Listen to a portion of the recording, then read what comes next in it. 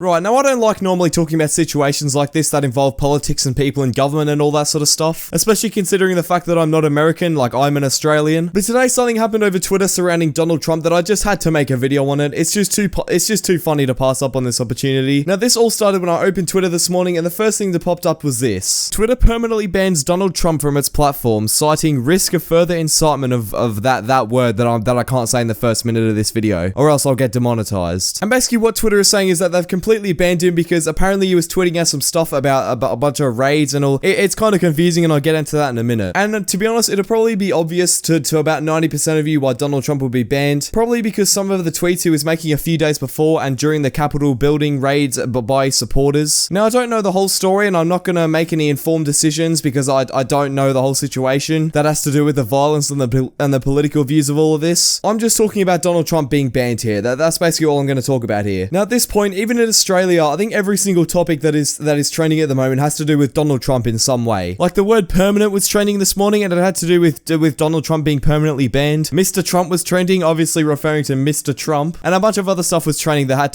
had to be related to Trump. I mean, the guy literally had 88 million followers and Twitter basically indefinitely banned them. Like this is a pretty big issue and it's a pretty big topic to talk about. Now the reason Trump was banned in Twitter's words, like these aren't my words, this is Twitter's words, is to reduce the risk of further incitement of violence. So this isn't me saying that. Twitter literally said they said that themselves. And this is a pretty controversial decision, mainly because of the fact that you've just banned a massive figure in the American politics scene. Like literally the United States president. Like I don't think there's ever been a time where Twitter have banned someone who is literally the president of the United States. And it's not like it's not like he's not the president at the time. Like you've literally banned the president of the United States at the time. Like it's not like you've banned someone from 30 years ago who was president who said something controversial. Like this guy is the president right now. And that's just kind of insane to me. Like 2020 and 2021, this is already off to a great start. We've already had raids of the Capitol building. Corona's still not gone away. The part of Australia that I live in's just had a massive corona surge. So like I don't think anything's gonna happen anytime soon to make this stuff go down. I've got problems happening in my life. Like we just don't get a break, do we? And Twitter was basically claiming here that what Donald Trump was tweeting was causing violence amongst the Capitol building, as I mentioned before. Now whether Donald Trump was promoting any sort of violence or anything like that, you cannot deny that this is a pretty big and bold decision by Twitter. I mean, I get that Donald Trump can say some pretty dumb things sometimes, but Twitter's reaction here is a little bit mad. I mean, banning him permanently is something that I definitely did not expect in a million years. It sort of just came out of nowhere, if I'm being honest. Like, of course Donald Trump was saying some stupid things, but you can't deny that, like, that is insane. Like, the president of the United States gets banned from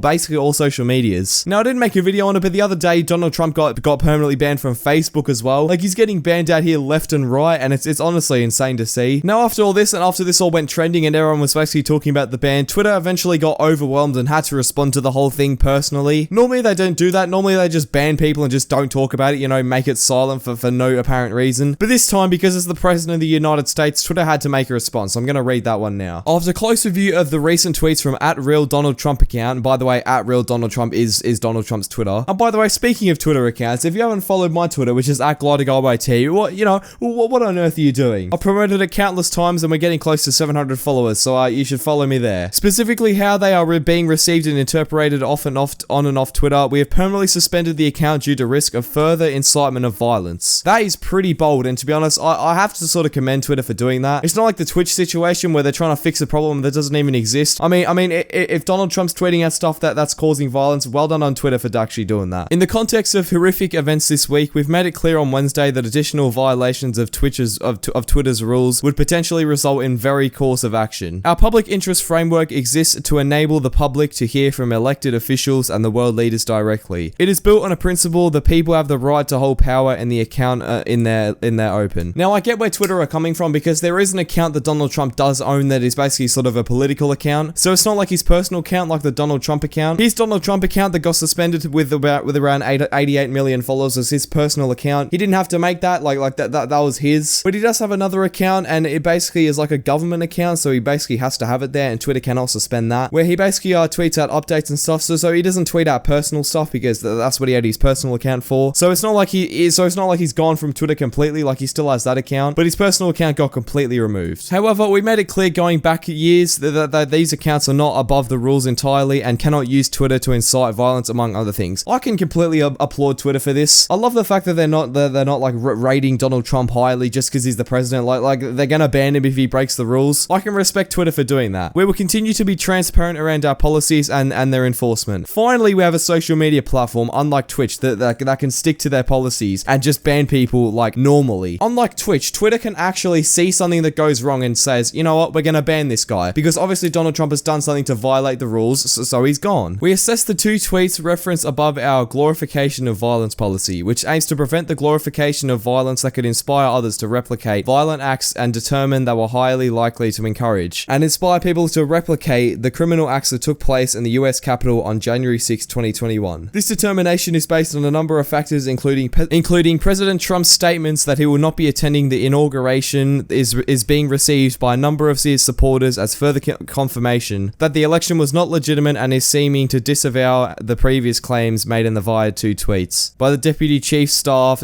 Dan's, I'm not even going to try to say that there would only be an orderly transition on January 20th. The second tweet may also serve as an encouragement to those potentially considering violent acts that the inauguration would be a safe target, as he will not be attending. The use of the words American patriots to describe some of his supporters is also being interpreted as support for those committing violent crimes at the US Capitol. The mention of his supporters having a giant voice long into the future, and that they will not be disrespected or treated unfairly in any way, shape, or form, is being interpreted as the further indication that President Trump does not plan to facilitate in any orderly transition, and instead he plans to continue the support, empower, and shield those who believe he won the election. Plans for the future armed protests have already begun, I'm not going to say that, on and off Twitter, including the proposed secondary attack on the US Capitol and the state Capitol buildings on January 17th, 2021. I really want to see what's going to happen on January 17th because, like it just said, that apparently they're planning to do another attack. I personally don't hope that happens because violence really doesn't solve anything. Like, people who are breaking into the US Capitol, breaking all the windows and stuff, like, if I'm going to have any opinions about the US politics in this video, why on earth would you do that? Like, it makes no sense. But back on the topic of Donald Trump being banned, there are a lot of points here about Donald Trump just doing stuff that are completely just breaking the TOS. So I can completely understand why Twitter would ban him, if I'm being honest. As such, our determination is that the 2 tweets above are likely to inspire others to replicate violent acts that took place on January 6th, 2021, and that there are multiple indicators that they are being received and understood as encouragement to do so. Now, something else that popped up, which is honestly really funny in my opinion, is Donald Trump actually decided to come back to Twitter, but in sort of a disguise. It's honestly really funny, if I'm being honest. And he's done this about 3 times today, and that's that he's made burner accounts just trying to like get back onto Twitter, you know, like sneak his way in. He's tried it about 6 times today, and every single account's just been deleted